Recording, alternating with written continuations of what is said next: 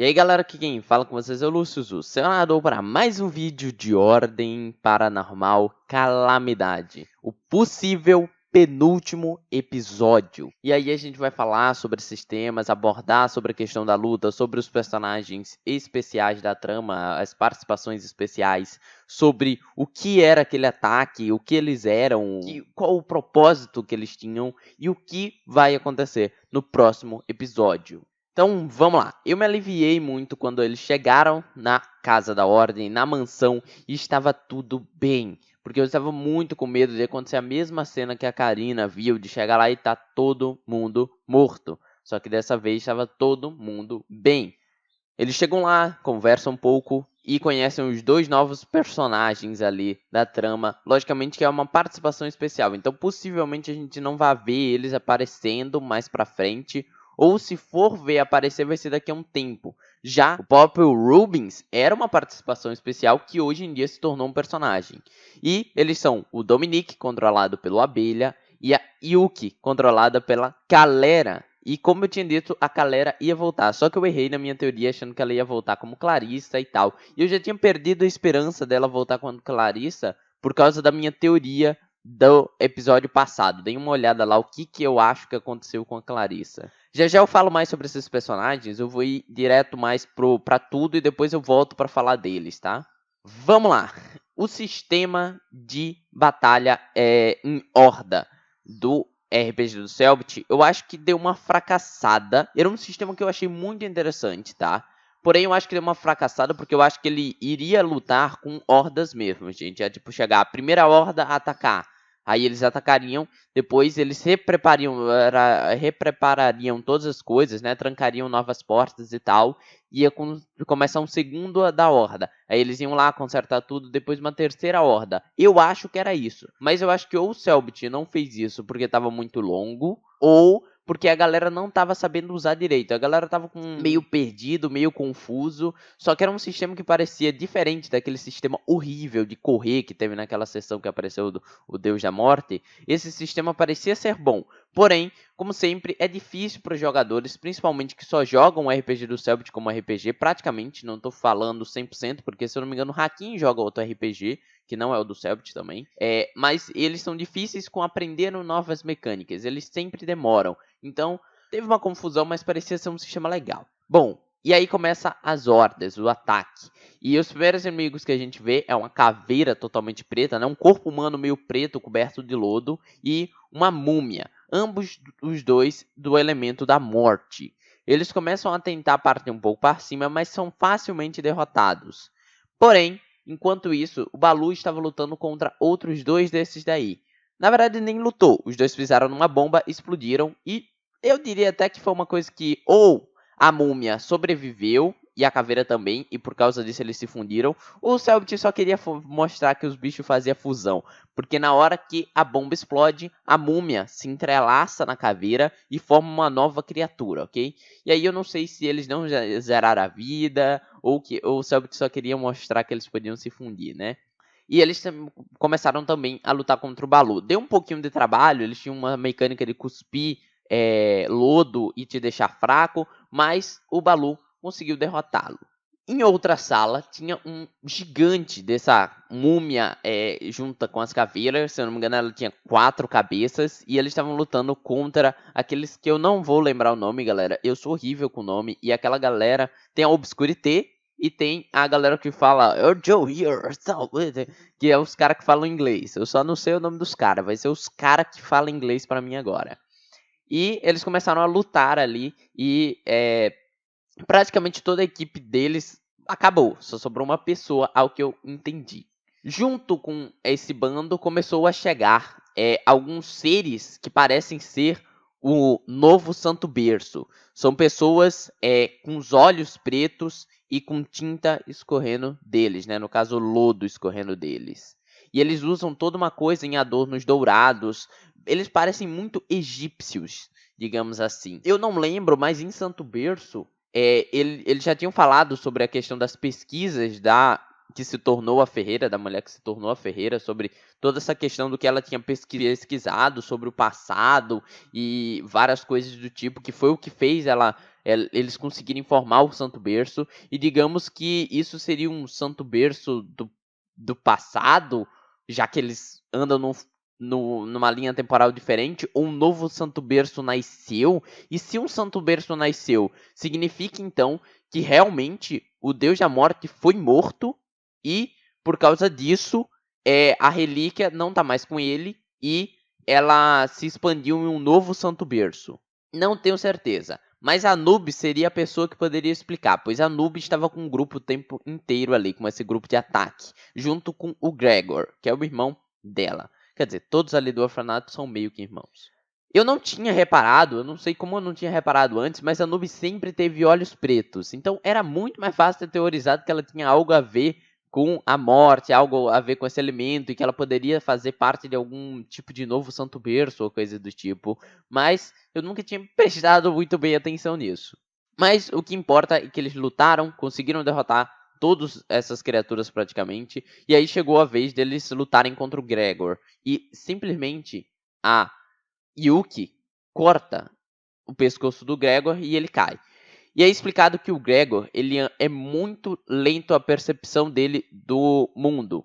Então, por mais que o mundo esteja passando, a percepção dele é que se passou pouco tempo desde quando o orfanato foi queimado. Então, ele estava forte, grande, porque o tempo passa para ele, gente. A percepção dele do tempo é que é lenta. Visualmente, eu acho que não teria nem como eu explicar, porque significa que para ele não estava vendo o que a galera estava vendo, não sei. Ok, não tem como eu explicar para vocês, mas praticamente para ele tinha se passado alguns dias só. E não porque ele estava vendo tudo acelerado, não, é porque para ele estava passando meio que tudo lento. Então ele não tinha nenhuma reação. Eu curto isso porque eu gosto desses inimigos que você fala, caraca, ele vai ser um inimigo fortão, e você mata ele com um ataque e você fica, what? Só que realmente foi um pouquinho, meio, nossa, caraca, tinha um personagem aí que não serviu literalmente pra nada. Se fosse só a Noob, não teria feito a diferença existir o Gregor. Já a Noob, tudo pra ela se passava rápido. Então pra todo mundo ali, tinha se passado alguns anos, pra ela já tinha se passado milênios. Ela tá vendo as coisas super rapidamente. No caso, eu acho que interpretativamente teria até como falar que pra Noob as coisas são lentas, pro Gregor as coisas são rápidas. Não sei. Eu não vou entrar nesse tema de tempo, tá, gente? Mas a Noob, eu achei que ela ia fazer alguma coisa tipo assim, eu sou a deusa da morte ou algo do tipo, mas não foi o caso. A Noob foi uma invocação com todos os corpos da galera de um bicho que, cara, quando ele saiu eu fiquei muito tipo Shadow of the Colossus, velho, porque foi a maior criatura, não sei se foi um exagero do Selbit, mas eu acho que pelo que ele disse sim, é a maior criatura que eles já lutaram.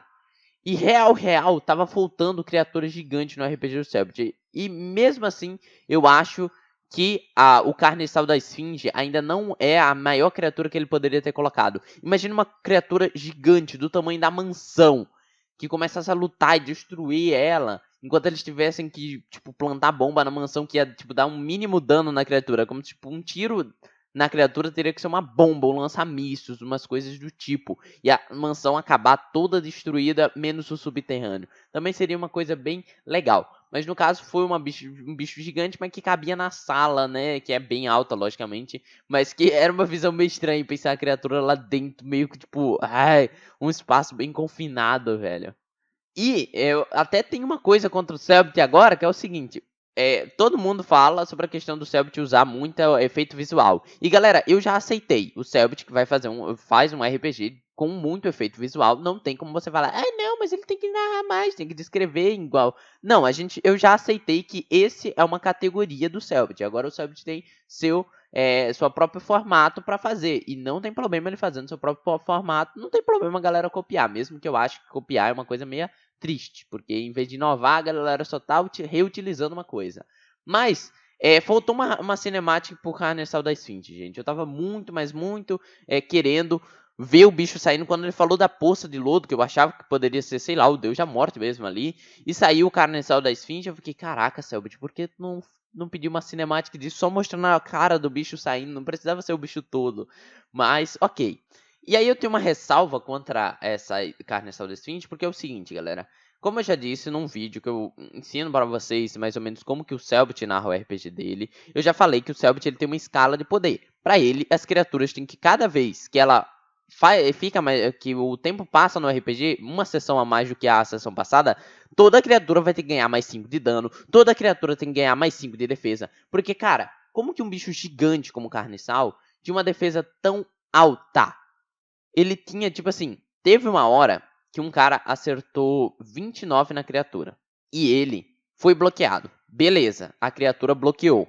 Só que o Cellbit tinha esquecido de falar que era pra bloquear. E aí depois falaram, mas ele não tava fintando, então ele tinha mais tanto. Ele foi e falou, aí você teria acertado. Ah não, mas ele tava bloqueando, então não teria acertado. Ou seja, naturalmente a criatura tinha 30 de defesa e com bloquear ela ficava 35. Porém, teve uma hora que o Arthur acertou o que foi o tiro final da sessão, que deu 27. Porém, ele estava furtivo. Então, não sei se furtividade deixa a defesa da criatura menor. Então, eu não sei se a criatura, por ter recebido dano demais, ela tinha descido a defesa dela, ou se foi por causa que o Arthur estava furtivo. Mas, cara, isso é um exagero. 30 de defesa. Porque, assim, logicamente que nesse RPG não é necessariamente desviar a pessoa, mas a pessoa não te acerta quando ela não pega a sua defesa. A não ser que você esteja bloqueando, que aí você coloca algo na frente do golpe do inimigo.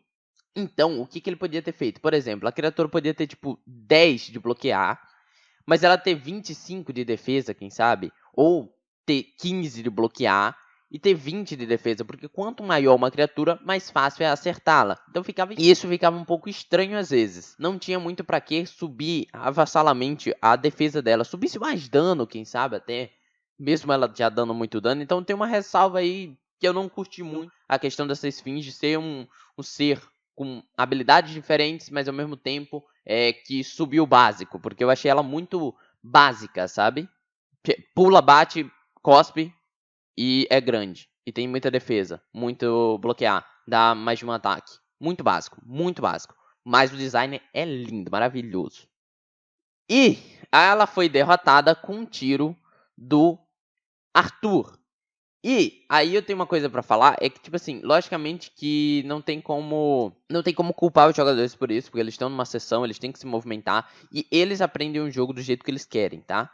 Porém, eu acho que pro Cellbit ele fica muito com raiva quando a galera faz coisas como usar um ritual de morte contra uma criatura de morte, usar um ritual de sangue contra uma criatura de morte, e não ficar utilizando ritual de energia contra uma criatura de morte. Porque, cara, sangue não vai dar quase nada em morte. Morte contra morte também não vai dar quase nada.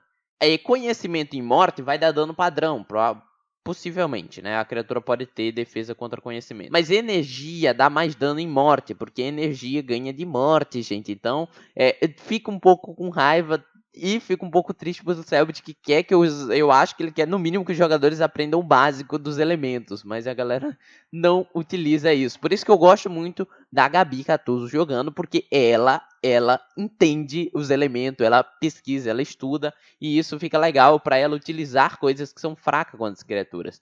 Tanto que eu acho que o Arthur meio que matou a criatura, mais porque ele utilizou o ritual de amaldiçoar a arma, e se eu não me engano, o ritual dele de amaldiçoar a arma é de energia. Então, ele deu um tiro de energia na criatura, e por causa disso deu mais dano que ocasionou na morte da criatura. Mas ele também estava em ataque furtivo e um bocado de coisa, né? Mas seria muito legal ele ter utilizado a amaldiçoar a arma praticamente na arma de todo mundo que ele visse pela frente. Aí seria bom, todo mundo dando dano de energia na criatura. Mas todo mundo sobreviveu, todos os jogadores sobreviveram até que de boa. E aí eu vou apresentar um pouco sobre o que foi o Dominique e a Yuki na sessão, ok?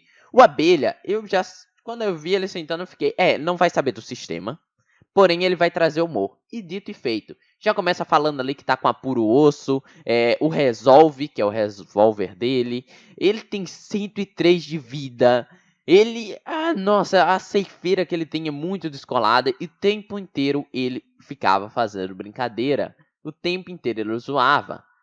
E, cara, é muito legal ele zoando a Ivete, falando que ela é Ivete sem galo, eu não lembro nem qual foi a zoeira que ele fez pra falar isso. Momento que ele fala, quando ele tá falando da Chloe que tá sem braço, ele fica, gente, a Chloe tá sem braço, cara. E ele fica falando do jeito muito legal, muito interessante, que é realmente um cara que eu diria que a Yuki e o Dominique lembra muito personagens que poderiam ser da equipe Kian, cara. Porque o jeito que eles são meio cínicos em alguns momentos você fica. Mas, gente, eles estão no meio de uma guerra. Então, eu entendo toda a parte ruim dos atos que eles fazem. Logicamente que, como eu já disse pra vocês, qualquer um do RPG que já matou um ser humano, eu considero ele culpado perante a lei, deveria ser preso, independente se era pra salvar o mundo ou não, tá? Então, contanto que não fosse legítima defesa. Como praticamente o que aconteceu lá com o.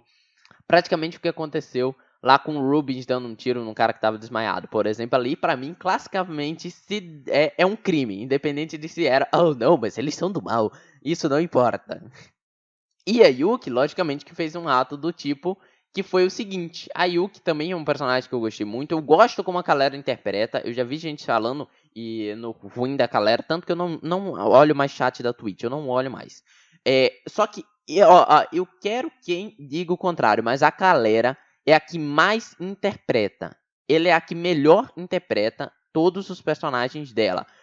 Ressalvas que às vezes o Hakim é o melhor, mas ele não é o melhor interpretando na maioria das vezes. Na maioria das vezes o Hakim tá mais normal, só que às vezes o Hakim encarna de um jeito que a emoção dele é passada de uma forma muito boa. Por isso que o Thiago também é um dos personagens favoritos de todo mundo.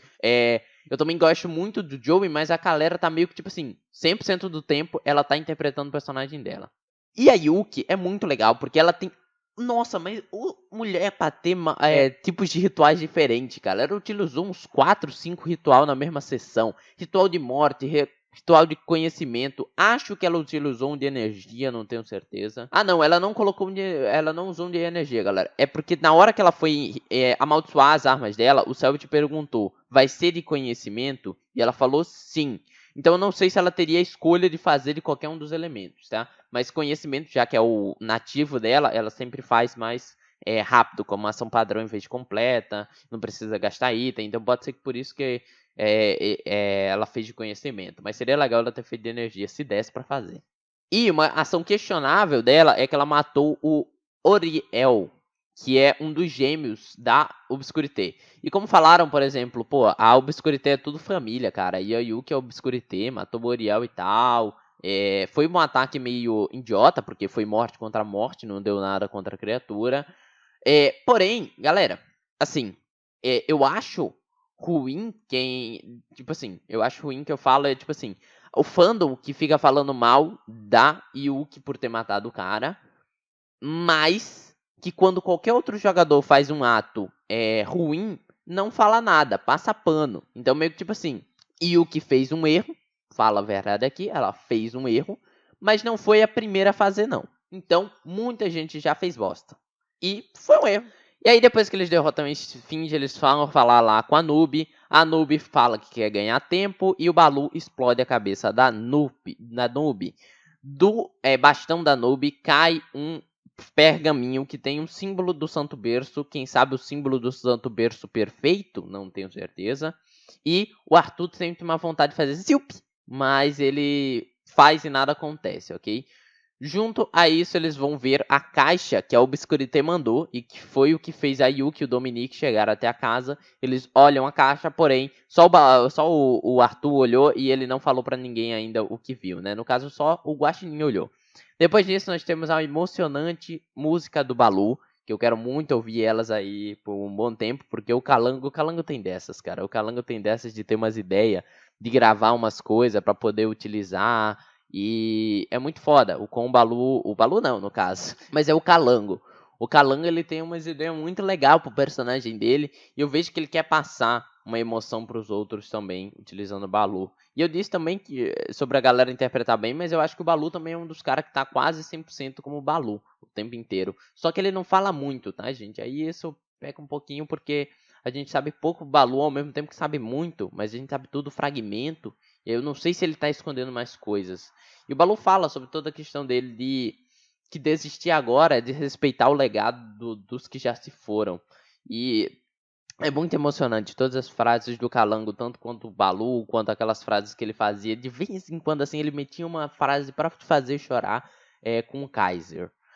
E possivelmente o próximo é o último episódio de Ordem Paranormal Calamidade. Ou Ordem Paranormal como um todo.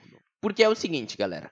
A gente tá achando o tempo inteiro que Calamidade é a última temporada do RPG do Cellbit. Porém, pode ser uma pegadinha. Porque a gente acha isso porque, vamos lá. O próximo, uma coisa que o Cellbit vai jogar, vai lançar é o jogo dele. E o jogo dele, eu não sei se vai se passar antes, depois, eu não consigo realmente entender. Mas eu acho que ele vai se passar no meio. Eu acho que Calamidade não é o último.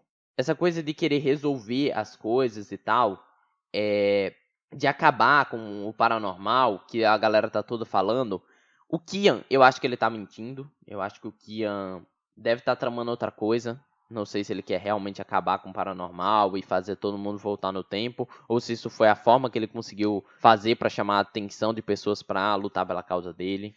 Não sei o que vai acontecer na sessão final, já que eu acho que vai ter uma luta até que bem balanceada, porque aí na equipe da Ordem tem 3 pessoas, se eu não me engano, lá.